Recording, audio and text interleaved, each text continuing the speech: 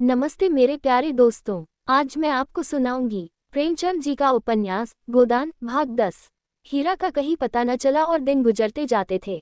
होरी से जहां तक दौड़ धूप हो सकी कि फिर हार कर बैठ गया। खेती बाड़ी की भी फिक्र करनी थी। अकेला आदमी क्या क्या करता। और अब अपनी खेती से ज्यादा फिक्र थी पुनिया की खेती की। पुनिया अब अकेली होकर और भी प्रचंड हो गई थी। होरी को अब उसकी खुशामद करते बीतती थी। हीरा था तो वह पुनिया को दबाए रहता था। उसके चले जाने से अब पुनिया पर कोई अंकुश न रह गया था। होरी की पट्टीदारी हीरा से थी। पुनिया अबला थी, उससे वह क्या तनातनी करता। और पुनिया उसके स्वभाव से परिचित थी और उसकी सज्जनता का उसे खूब दंड देती थी। खैरियत यही हुई कि कारकुन साहब ने पुनिया से बकाया लगान वसूल करने की कोई सख्ती न की, केवल थोड़ी सी पूजा लेकर राजी हो गए। नहीं, होरी अपने बकाया के साथ उसकी बकाया चुकाने के लिए भी कर्ज लेने को तैयार था। सावन में धान की रोपाई की ऐसी धूम रही कि मजूर न मिले और होरी अपने खेतों में धान न रोप सका। लेकिन पुनिया के खेतों में कैसे न रोपाई होती। होरी ने पहर रात रात तक काम करके उसके धान रोपे। अब होरी ही तो उसका रक्षक है। अगर पुनिया को कोई कष्ट हुआ तो दुनिया उसी को तो हंसेगी। नतीजा ये हुआ कि होरी की खरीफ की फसल में बहुत थोड़ा अनाज मिला और पुनिया के बखार में धान रखने की जगह न रही। होरी और धनिया में उस दिन से बराबर मनमुटाव चला आता था। गोबर से भी होरी की बोलचाल बंद थी। माँ बेटे ने मिलकर जैसे उसका बहिष्कार कर दिया था। अपने घर में परदेसी बना हुआ था। दो नावों पर सवार होने वालों की जो दुर्गति होती है वही उसकी हो रही थी। गांव में भी अब उसका उतना आदर न था। धनिया ने अपने साहस से स्त्रियों का ही नहीं, पुरुषों का नेतृत्व भी प्राप्त कर लिया था। महीनों तक आसपास के इलाकों में इस कांड की खूब चर्चा रही। यहाँ तक कि वह एक अलौकिक रूप तक धारण करता जाता था। धनिया नाम है उसका जी। भवानी का इष्ट है उसे। दारोगा जी ने ज्यों ही उसके आदमी के हाथ में हथकड़ी डाली कि धनिया ने भवानी का सुमिरन किया। भवानी उसके सिर आ गई। फिर तो उसमें इतनी शक्ति आ गई कि उसने एक झटके में पति की हथकड़ी तोड़ डाली और दारोगा की मूंछें पकड़कर उखाड़ ली, फिर उसकी छाती पर चढ़ बैठी। दारोगा ने जब बहुत मानता की तब जाकर उसे छोड़ा। कुछ दिन तो लोग धनिया के दर्शनों को आते रहे। वह बात अब पुरानी पड़ गई थी, लेकिन गांव में धनिया का सम्मान बहुत बढ़ गया था। उसमें अद्भुत साहस है और समय पड़ने पर वह मर्दों के भी कान काट सकती है। मगर धीरे धीरे धनिया में एक परिवर्तन हो रहा था। होरी को पुनिया की खेती में लगे देखकर भी वह कुछ न बोलती थी। और यह इसलिए नहीं कि वह होरी से विरक्त हो गई थी, बल्कि इसलिए कि पुनिया पर अब उसे भी दया आती थी। हीरा का घर से भाग जाना उसकी प्रतिशोध भावना की तुष्टि के लिए काफी था। इसी बीच में होरी को ज्वर आने लगा। फसली बुखार फैला था ही। होरी उसके चपेट में आ गया और कई साल के बाद जो ज्वर आया तो उसने सारी बकाया चुका ली। 1 महीने तक होरी खाट पर पड़ा रहा। इस बीमारी ने होरी को तो कुचल डाला ही, पर धनिया पर भी विजय पा गई। पति जब मर रहा है तो उससे कैसा बैर। ऐसी दशा में तो बैरियों से भी बैर नहीं रहता, वह तो अपना पति है। लाख बुरा हो पर उसी के साथ जीवन के 25 साल कटे हैं। सुख किया है तो उसी के साथ, दुख भोगा है तो उसी के साथ। अब तो चाहे वह अच्छा है या बुरा, अपना है। दाढ़ीचार ने मुझे सबके सामने मारा, सारे गांव के सामने मेरा पानी उतार लिया, लेकिन तब से कितना लज्जित है कि सीधे ताकता नहीं। खाने आता है तो सिर झुकाए खाकर उठ जाता है, डरता रहता है कि मैं कुछ कह न बैठूं। होरी जब अच्छा हुआ तो पति पत्नी में मेल हो गया था। एक दिन धनिया ने कहा, तुम्हें इतना गुस्सा कैसे आ गया। मुझे तो तुम्हारे ऊपर कितना ही गुस्सा आए, मगर हाथ न उठाऊंगी। होरी लजाता हुआ बोला, अब उसकी चर्चा न कर धनिया। मेरे ऊपर कोई भूत सवार था, इसका मुझे कितना दुख हुआ है वह मैं ही जानता हूँ। और जो मैं भी क्रोध में डूब मरी होती तो क्या मैं रोने के लिए बैठा रहता। मेरी लहास भी तेरे साथ चिता पर जाती। अच्छा चुप रहो, बेबात की बात मत करो। गाय गई सो गई, मेरे सिर पर एक विपत्ति डाल गई। पुनिया की फिक्र मुझे मारे डालती है। इसीलिए तो कहते हैं भगवान घर का बड़ा न बनाए, छोटों को कोई नहीं हंसता। नेकी बदी सब बड़ों के सिर जाती है। माघ के दिन थे, महावत लगी हुई थी, घटाटोप अंधेरा छाया हुआ था। एक तो जाड़ों की रात, दूसरे माघ की वर्षा। मौत का सा सन्नाटा छाया हुआ था, अंधेरा तक न सूझता था। होरी भोजन करके पुनिया के मटर के खेत की मैन पर अपने मनरैया में लेटा हुआ था। चाहता था शीत को भूल जाए और सो रहे, लेकिन तार तार कंबल और गटी हुई मिर्जई और शीत के झोंकों से गीली पुआल, इतने शत्रुओं के सम्मुख आने का नींद में साहस न था। आज तमाकू भी न मिला कि उसी से मन बहलाता। उपला सोगा लाया था, पर शीत में वह भी बुझ गया। बेवाया फटे पैरों को पेट में डालकर और हाथों को जांघों के बीच में दबाकर और कंबल में मुंह छिपाकर अपने ही गर्म सांसों से अपने को गर्म करने की चेष्टा कर रहा था। 5 साल हुए, यह मिर्चई बनवाई थी। धनिया ने एक प्रकार से जबरदस्ती बनवा दी थी। वही जब एक बार काबुली से कपड़े लिए थे, जिसके पीछे कितनी सांसत हुई, कितनी गालियां खानी पड़ी। और यह कंबल उसके जन्म से भी पहले का है। बचपन में अपने बाप के साथ वह इसी में सोता था। जवानी में गोबर को लेकर इसी कंबल में उसके जाड़े कटे थे और बुढ़ापे में आज वही बूढ़ा कंबल उसका साथी है। पर अब वह भोजन को चबाने वाला दांत नहीं, दुखने वाला दांत है। जीवन में ऐसा तो कोई दिन ही नहीं आया कि लगान और महाजन को देकर कभी कुछ बचा हो। और बैठे बैठाए यह एक नया जंजाल पड़ गया। न करो तो दुनिया हंसे, करो तो ये संशय बना रहे कि लोग क्या कहते हैं। सब ये समझते हैं कि वह पुनिया को लूट लेता है, उसकी सारी उपज घर में भर लेता है। एहसान तो क्या होगा, उल्टा कलंक लग रहा है। और उधर भोला कई बेर याद दिला चुके हैं कि कहीं कोई सगाई का डौल करो, अब काम नहीं चलता। शोभा उससे कई बार कह चुका है कि पुनिया के विचार उसकी ओर से अच्छे नहीं हैं। न हो, पुनिया की गृहस्थी तो उसे संभालनी ही पड़ेगी, चाहे हंसकर संभाले या रोकर। धनिया का दिल भी अभी तक साफ नहीं हुआ। अभी तक उसके मन में मलाल बना हुआ है। मुझे सब आदमियों के सामने उसको मारना न चाहिए था। जिसके साथ 25 साल गुजर गए, उसे मारना और सारे गांव के सामने। मेरी नीचता थी, लेकिन धनिया ने भी तो मेरी आबरू उतारने में कोई कसर नहीं छोड़ी। मेरे सामने से कैसा कतरा कर निकल जाती है, जैसे कभी की जान पहचान ही नहीं। कोई बात कहनी होती है तो सोना या रूपा से कहलाती है। देखता हूँ उसकी साड़ी फट गई है, मगर कल मुझसे कहा भी तो सोना की साड़ी के लिए अपने साड़ी का नाम तक न लिया। सोना की साड़ी अभी 2-1 महीने थैगियां लगा कर चल सकती है। उसकी साड़ी तो मारे पैदों के बिल्कुल कतरी हो गई है। और फिर मैं ही कौन उसका मनोहार कर रहा हूँ। अगर मैं ही उसके मन की 2-4 बातें करता रहता तो कौन छोटा हो जाता। यही तो होता, वह थोड़ा सा अद्रावन कराती, 2-4 लगने वाली बातें कहती तो क्या मुझे चोट लग जाती, लेकिन मैं बुढ़ा होकर भी उल्लू बना रह गया। वह तो कहो, इस बीमारी ने आकर उसे नर्म कर दिया, नहीं जाने कब तक मुंह फुलाए रहती। और आज उन दोनों में जो बातें हुई थी, वह मानो भूखे का भोजन थी। वह दिल से बोली थी और होरी गदगद हो गया था। उसके जी में आया, उसके पैरों पर सिर रख दे और कहे, मैंने तुझे मारा है तो ले, मैं सिर झुकाए लेता हूँ, जितना चाहे मार ले, जितनी गालियां देना चाहे दे ले। सहसा उसे मनलया के सामने चूड़ियों की झनकार सुनाई दी। उसने कान लगाकर सुना। हाँ, कोई है, पटवारी की लड़की होगी, चाहे पंडित की घरवाली हो, मटर उखाड़ने आए होगी। न जाने क्यों इन लोगों की नीयत इतनी खोटी है। सारे गांव से अच्छा पहनते हैं, सारे गांव से अच्छा खाते हैं, घर में हजारों रुपए गड़े हुए हैं, लेन देन करते हैं, ब्योरी सवाई चलाते हैं, घूस लेते हैं, दस्तूरी लेते हैं, एक न एक मामला खड़ा करके हमा सुमा को पीसते ही रहते हैं। फिर भी नियत का ये हाल। बाप जैसा होगा वैसी ही संतान भी होगी। और आप नहीं आते, औरतों को भेजते हैं। अभी उठकर हाथ पकड़ लूं तो क्या पानी रह जाए।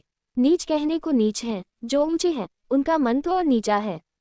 औरत जात का हाथ पकड़ते भी तो नहीं बनता, आंखें देखकर मक्खी निगलनी पड़ती है। उखाड़ ले भाई, जितना तेरा जी चाहे।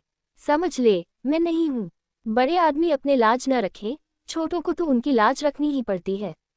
मगर नहीं, ये तो धनिया है, पुकार रही है। धनिया ने पुकारा, सो गए कि जागते हो। होरी झटपट उठा और मनलैया के बाहर निकल आया। आज मालूम होता है देवी प्रसन्न हो गई, उसे वरदान देने आए हैं। इसके साथ ही इस बादल बूंदी और जाड़े पाले में इतनी रात गए उसका आना शंकाप्रद भी था। जरूर कोई न कोई बात हुई है। बोला, ठंड के मारे नींद भी आती है, तू इस जाड़े पाले में कैसे आई? सब कुशल तो है? हाँ, सब कुशल है। गोबर को भेजकर मुझे क्यों नहीं बुलवा लिया? धनिया ने कोई उत्तर न दिया। मनलैया में आकर पुआल पर बैठती हुई बोली, गोबर ने तो मुंह में कालिख लगा दी, उसकी करनी क्या पूछते हो? जिस बात को डरती थी वह होकर रही। क्या हुआ? किसी से मार पीट कर बैठा। अब मैं क्या जानूं क्या कर बैठा? चलकर पूछो उसी रानर से। किस रानर से? क्या कहती है तू? बौरा तो नहीं गई? हाँ, बौरा क्यों न जाऊंगी। बात ही ऐसी हुई है कि छाती दुगनी हो जाए। होरी के मन में प्रकाश की एक लंबी रेखा ने प्रवेश किया। साफ साफ क्यों नहीं कहती? किस रानर को कह रही है? उसी झुनिया को। और किसको? तो झुनिया क्या यहाँ आए है? और कहाँ जाती? पूछता कौन? गोबर क्या घर में नहीं है? गोबर का कहीं पता नहीं, जाने कहाँ भाग गया। इसे 5 महीने का पेट है। होरी सब कुछ समझ गया। गोबर को बार बार हिराने जाते देखकर वह खटका था जरूर, मगर उसे ऐसा खिलाड़ी न समझता था। युवकों में कुछ रसिकता होती ही है, इसमें कोई नई बात नहीं। मगर जिस रुई के गोले को उसने नीले आकाश में हवा के झोंके से उड़ते देखकर केवल मुस्कुरा दिया था, वह सारे आकाश में छाकर उसके मार्ग को इतना अंधकार में बना देगा, ये तो कोई देवता भी न जान सकता था। गोबर ऐसा लंपट, वह सरल गंवार, जिसे वह अभी बच्चा समझता था, लेकिन उसे भोज की चिंता न थी, पंचायत का भय न था, झुनिया घर में कैसे रहेगी इसकी चिंता भी उसे न थी। उसे चिंता थी गोबर की।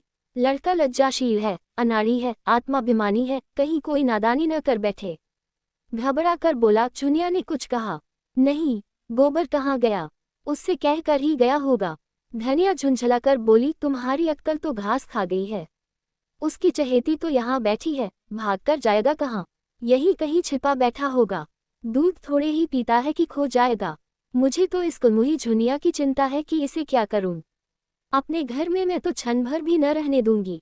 जिस दिन गाय लाने गया है, उसी दिन दोनों में ताक झांक होने लगी। पेट न रहता तो अभी बात न खुलती, मगर जब पेट रह गया तो झुनिया लगी घबराने। कहने लगी, कहीं भाग चलो। गोबर टालता रहा। एक औरत को साथ लेके कहाँ जाए, कुछ न सूझा। आखिर जब आज वह सिर हो गई कि मुझे यहाँ से ले चलो, नहीं मैं प्राण दे दूंगी, तो बोला तू चलकर मेरे घर में रह, कोई कुछ न बोलेगा, मैं अम्मा को मना लूंगा। ये गधी उसके साथ चल पड़ी। कुछ दूर तो आगे आगे आता रहा, फिर न जाने किधर सरक गया। ये खड़ी खड़ी उसे पुकारती रही। जब रात भीग गई और वह न लौटा, भागी यहाँ चली आई। मैंने तो कह दिया, जैसा किया है उसका फल भोग। चुड़ैल ने लेके मेरे लड़के को चौपट कर दिया। तब से बैठी रो रही है, उठती ही नहीं। कहती है, अपने घर कौन मुंह लेकर जाऊं? भगवान ऐसी संतान से तो बांझ ही रखे तो अच्छा। सवेरा होते होते सारे गांव में कांव कांव मच जाएगी। ऐसा जी होता है, माहुर खलून। मैं तुमसे कहे देती हूँ, मैं अपने घर में न रखूंगी। गोबर को रखना हो अपने सिर पर रखे। मेरे घर में ऐसी छत्तीसियों के लिए जगह नहीं है, और अगर तुम बीच में बोले तो फिर या तो तुम ही रहोगे या मैं ही रहूंगी। होरी बोला, तुझसे बना नहीं। उसे घर में आने ही न देना चाहिए था। सब कुछ कह के हार गई, टलती ही नहीं, धरना दिए बैठी है। अच्छा चल, देखो कैसे नहीं उठती, घसीटकर बाहर निकाल दूंगा। दाढ़ीजार भोला सब कुछ देख रहा था, पर चुप्पी साधे बैठा रहा। बाप ही ऐसे बेहया होते हैं। वह क्या जानता था इनके बीच क्या खिचड़ी पक रही है। जानता क्यों नहीं था, गोबर दिन रात घेरे रहता था तो क्या उसकी आंखें फूट गई थीं। सोचना चाहिए था न कि यहाँ क्यों दौड़ दौड़ आता है। चल, मैं झुनिया से पूछता हूँ न। दोनों मनरया से निकलकर गांव की ओर चले। होरी ने कहा, 5 घड़ी के ऊपर रात गई होगी। धनिया बोली, हाँ और क्या, मगर कैसा सोता पड़ गया है। कोई चोर आए तो सारे गांव को मूस ले जाए। चोर ऐसे गांव में नहीं आते, धनियों के घर जाते हैं। धनिया ने ठिठक कर होरी का हाथ पकड़ लिया और बोली, देखो हल्ला न मचाना, नहीं सारा गांव जाग उठेगा और बात फैल जाएगी। होरी ने कठोर स्वर में कहा, मैं ये कुछ नहीं जानता। हाथ पकड़ कर घसीट लाऊंगा और गांव के बाहर कर दूंगा। बात तो एक दिन खुलनी ही है, फिर आज ही क्यों ना खुल जाए। वह मेरे घर आई क्यों जाए जहां गोबर है। उसके साथ कुकर्म किया तो क्या हमसे पूछकर किया था। धनिया ने फिर उसका हाथ पकड़ा और धीरे से बोली, तुम उसका हाथ पकड़ोगी तो वह चिल्लाएगी। तो चिल्लाया करे, मुदा इतनी रात गए, अंधेरे सन्नाटे रात में जाएगी कहाँ, ये तो सोचो। जाए जहाँ उसके सगे हों। हमारे घर में उसका क्या रखा है। हाँ, लेकिन इतनी रात गए, घर से निकालना उचित नहीं। पाँव भारी है, कहीं डर डरा जाए तो और अगत हो। ऐसी दशा में कुछ करते धरते भी तो नहीं बनता। हमें क्या करना है, मरे या जिए, जहाँ चाहे जाए, क्यों अपने मुंह में कालिक लगाऊं। मैं तो गोबर को भी निकाल बाहर करूंगा। धनिया ने गंभीर चिंता से कहा, कालिक जो लगनी थी वह तो अब लग चुकी, वह अब जीते जी नहीं छूट सकती। गोबर ने नौक डुबा दी। गोबर ने नहीं डुबाए, इसी ने। वह तो बच्चा था, इसके पंजे में आ गया। किसी ने डुबाए, अब तो डूब गई। दोनों द्वार के सामने पहुंच गए। सहसा धनिया ने होरी के गले में हाथ डालकर कहा, देखो तुम्हें मेरी सौन, उस पर हाथ न उठाना। वह तो आप ही रो रही है। भाग की खोटी न होती तो ये दिन ही क्यों आता। होरी की आंखें आर्द्र हो गईं। धनिया का यह मात्र स्नेह उस अंधेरे में भी जैसे दीपक के समान उसकी चिंता जर्जर आकृति को शोभा प्रदान करने लगा। दोनों ही के हृदय में जैसे अतीत यौवन सचेत हो उठा। होरी को इस वीत यौवना में भी वही कोमल हृदय बालिका नजर आई जिसने 25 साल पहले उसके जीवन में प्रवेश किया था। उस आलिंगन में कितना अथाह वात्सल्य था जो सारे कलंक, सारी बाधाओं और सारी मूलबद्ध परंपराओं को अपने अंदर समेटे लेता था। दोनों ने द्वार पर आकर किवाड़ों की दराज से अंदर झांका। दीवट पर तेल की कुप्पी जल रही थी और उसके मध्यम प्रकाश में झुनिया घुटने पर सिर रखे द्वार की ओर मुंह किए अंधकार में उस आनंद को खोज रही थी जो एक क्षण पहले अपने मोहिनी छवि दिखाकर विलीन हो गया था। वह आगत की मारी व्यंगबानों से आहत और जीवन के आघातों से व्यथित किसी वृक्ष की छांव खोजती फिरती थी और उसे एक भवन मिल गया था जिसके आश्रय में वह अपने को सुरक्षित और सुखी समझ रही थी। पर आज वह भवन अपना सारा सुख विलास लिए अलादीन के राजमहल की भांति गायब हो गया था और भविष्य एक विकराल दानव के समान उसे निगल जाने को खड़ा था। एकाएक द्वार खुलते और होरी को आते देखकर वह भय से कांपती हुई उठी और होरी के पैरों पर गिरकर रोती हुई बोली, दादा, अब तुम्हारे सिवाय मुझे दूसरा ठौर नहीं है, चाहे मारो चाहे काटो, लेकिन अपने द्वार से दुरादुराओ मत। होरी ने झुककर उसकी पीठ पर हाथ फेरते हुए प्यार भरे स्वर में कहा, डर मत बेटी, डर मत। तेरा घर है, तेरा द्वार है, तेरे हम हैं, आराम से रह। जैसी तू भोला की बेटी है वैसी ही मेरी बेटी है। जब तक हम जीते हैं किसी बात की चिंता मत कर। हमारे रहते कोई तुझे तिरछी आंखों से न देख सकेगा। भोज भात जो लगेगा वह हम सब दे लेंगे, तू खातिर जमा रख। झुनिया सांत्वना पाकर और भी होरी के पैरों से चिमट गई और बोली, दादा, अब तुम ही मेरे बाप हो और अम्मा तुम ही मेरी माँ हो। मैं अनाथ हूँ, मुझे शरण दो, नहीं मेरे काका और भाई मुझे कच्चा ही खा जाएंगे। धनिया अपने करुणा के आवेश को अब न रोक सकी। बोली, तू चल घर में बैठ, मैं देख लूंगी काका और भैया को। संसार में उन्हीं का राज नहीं है। बहुत करेंगे, अपने गहने ले लेंगे, फेंक देना उतार कर। अभी जरा देर पहले धनिया ने क्रोध के आवेश में झुनिया को कुलटा और कलंकिनी और कलमुही न जाने क्या क्या कह डाला था। झाड़ू मारकर घर से निकालने जा रही थी। अब जो झुनिया ने स्नेह, क्षमा और आश्वासन से भरे ये वाक्य सुने तो होरी के पांव छोड़कर धनिया के पांव से लिपट गई और वही साध्वी जिसने होरी के सिवा किसी पुरुष को आंख भर कर देखा भी न था, इस पापिष्ठा को गले लगाए उसके आंसू पोंछ रही थी और उसके त्रस्त हृदय को कोमल शब्दों से शांत कर रही थी जैसे कोई चिड़िया अपने बच्चे को परों में छिपाए बैठी हो। होरी ने धनिया को संकेत किया कि इसे कुछ खिला पिला दे और झुनिया से पूछा, क्यों बेटी, तुझे कुछ मालूम है, गोबर किधर गया? झुनिया ने सिसकते हुए कहा, मुझसे तो कुछ नहीं कहा, मेरे कारण तुम्हारे ऊपर। ये कहते कहते उसकी आवाज आंसुओं में डूब गई। होरी अपने व्याकुलता न छिपा सका। जब तूने आज उसे देखा तो कुछ दुख ही था। बातें तो हंस हंस कर रहे थे, मन का हाल भगवान जाने। तेरा मन क्या कहता है गांव में ही कि कहीं बाहर चला गया? मुझे तो शंका होती है कहीं बाहर चले गए हैं। यही मेरा मन भी कहता है। कैसी नादानी की, हम उसके दुश्मन थोड़े ही थे। जब भली या बुरी एक बात हो गई तो वह निभानी पड़ती है। इस तरह भागकर तो उसने हमारी जान आफत में डाल दी। धनिया ने झुनिया का हाथ पकड़कर अंदर ले जाते हुए कहा, काय कहीं का, जिसकी बाह पकड़ी उसका निबाह करना चाहिए कि मुंह में कालिक लगाकर भाग जाना चाहिए। अब जो आए तो घर में बैठने न दूं। होरी वही पुआल पर लेटा।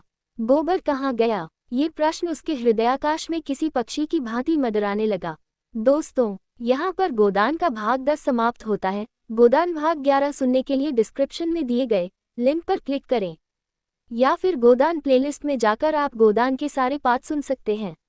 धन्यवाद दोस्तों। वीडियो को लाइक करें और अपनी राय कमेंट बॉक्स में ज़रूर दें और हाँ, चैनल को सब्सक्राइब भी कर लें ताकि आपको हमारे सारे अपडेट्स मिलते रहें।